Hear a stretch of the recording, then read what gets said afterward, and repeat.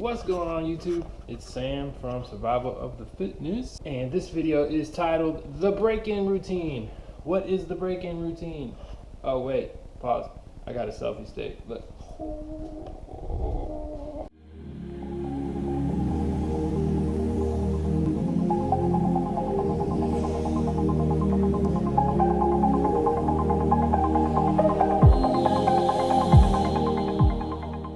This is how the routine works.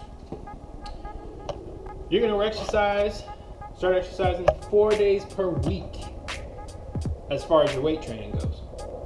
I have something else in between. You're going to do 4 days per week, 2 to 3 months. You're going to increase the weight every 2 weeks. You're going to try. Day 1 of the week is primarily focused on technique. You're going to choose a low weight and do 3 sets of 10 reps. This day is, you just want to focus on your technique. Nothing more, nothing less. Day 2, technique, but for reps. You're going to choose a low to moderate weight, 3 sets of 12 to 15 reps. Days 3 and 4, this is where you're going to concentrate on power and strength. You'll be doing 4 sets of 5 to 8 reps of a heavier weight. You're going to start moderate and go heavy each set. I don't mean to throw 300 pounds on the barbell and try to squat. No. Rest periods are going to be longer on days 3 and 4. Now, what exercises are you going to start out with? The low barbell squat, your sumo deadlift, dumbbell bench press, barbell bench press, your dips, your pull-ups, and barbell bent over rows. These are compound movements. Compound meaning you're going to be using the majority of the muscle groups in your body with one exercise. This is ideal for someone who's wanting to burn fat, build some lean muscle, get a little bit stronger, especially for someone who is just starting out. This is what worked for me, so I'm hoping it'll work for you guys. So I hope you enjoy. The routine will be down below in the description box. If you have any questions, please comment. And if you like the video, like and subscribe. Alright, so the first exercise we're going to go over is the low barbell squat. Low barbell meaning that the barbell is going to sit lower on your back versus the high barbell squat, which I am going to demonstrate here. The high barbell squat sits directly below your neck and your form is different. So when you drop your hips aren't going to move back. They just move directly down like you're sitting down. That's the high barbell squat. The low barbell squat, I think, is a bit easier to learn, especially somebody who has trouble with hip mobility and knee mobility and ankle mobility and all that other stuff. Here, if you notice, the barbell is right below my traps, aligned with my shoulders. This is demonstrating the low barbell squat. Your hips are supposed to be pushed back further, but that comes with time. You're not gonna get your technique perfect the first time around. Here I'm gonna slow up the footage for you.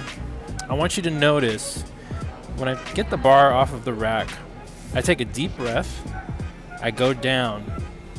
As I come up, I let my breath out. This is going to help with your squat stability. It's going to keep your torso upright. It's going to keep your chest up, your back straight, help you out with all that good stuff. The next exercise we're going to talk about is the pull-up, the assisted pull-up. For those of you that can't do pull-ups on your own. A good way to test out your pull-up game is try and see how many you can do in one set. If you can do 10 or more, you're good. If not, work on them. The best way to work on them is doing assisted pull-ups. As you can see here, I'm using a resistance band. You can also use a pull-up machine, which is pretty much at every single gym you can think of. If you don't have the machine, get a resistance band. Put the resistance band over the pull-up bar or handle, place it under your foot, and go for it. The resistance band is going to hold a percentage of your weight, helping you with your pull-ups. Until you can do your pull-ups on your own, practice this, get different resistance bands for different resistance loads to get you where you need to be with your pull-ups. The next exercise that I'm going to talk about is the barbell bent over row. It's very simple. Place some weight on the barbell, put the barbell right in front of your toes, pick up the barbell in a deadlift-like form, which means you squat down, pick up the bar, bend over by pushing your hips back slightly, bending your knees, and bring the barbell into your tummy, kind of like a row, like you're rowing a boat. You want to use your elbows instead of using your arms to contract the muscles in your back. I know that sounds weird, but basically when you pull the bar, think of pulling your elbows together, squeezing your back. As you can see here, my elbows are pointing up and towards my spine. That is how you want to pull the bar. Any back exercise where you're pulling, that's what you want to do. Okay, next I'm going to demonstrate the Sumo Deadlift. The deadlift and the Sumo Deadlift are one of my favorite exercises, perhaps my favorite exercise. The Sumo Deadlift, you want to place your feet wide and pointed out in a 45-degree angle, kind of like a sumo wrestler. That's why they call it the Sumo Deadlift. The balls of your feet are going to be directly under the bar. Okay? Squat down, pushing your hips back, grab the bar in between your legs, and pull it up. You want to use your legs.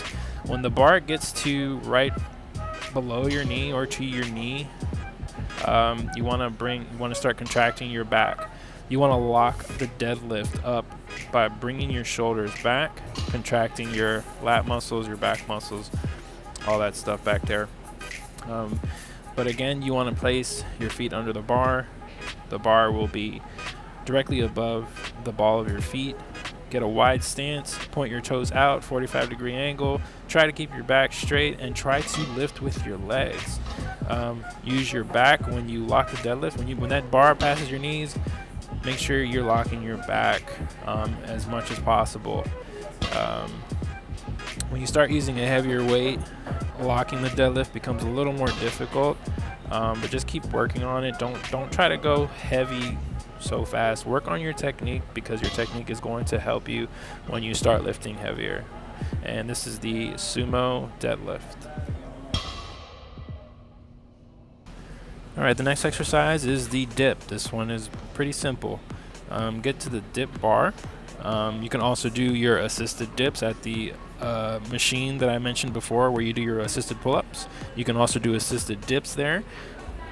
And you're basically bringing up your body weight with these two bars. You're pushing yourself up. So whatever you weigh, that is what you're dipping. That is what you're pushing. That's the weight that you're using for the exercise. One thing to keep in mind with the dip, when you go down, your shoulders should not be passing your elbows. And that's for a safety reason. You don't want to put too much strain on your shoulders. You could risk injuring them. This is the dip. Alright, the last exercises that I'm going to talk about are the bench press, barbell bench press, and the dumbbell bench press. Two important exercises. These exercises are going to not only help with your strength and your power, but also with defining your arms, your pecs, your triceps, even your back. The barbell bench press I see it as more of a strength and a power exercise.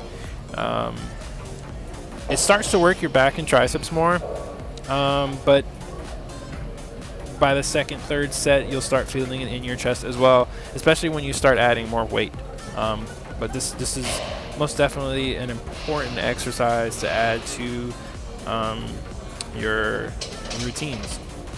You'll notice a significant difference in how many push-ups you can do. It'll help with your dips and just give you overall mass in your upper body muscles.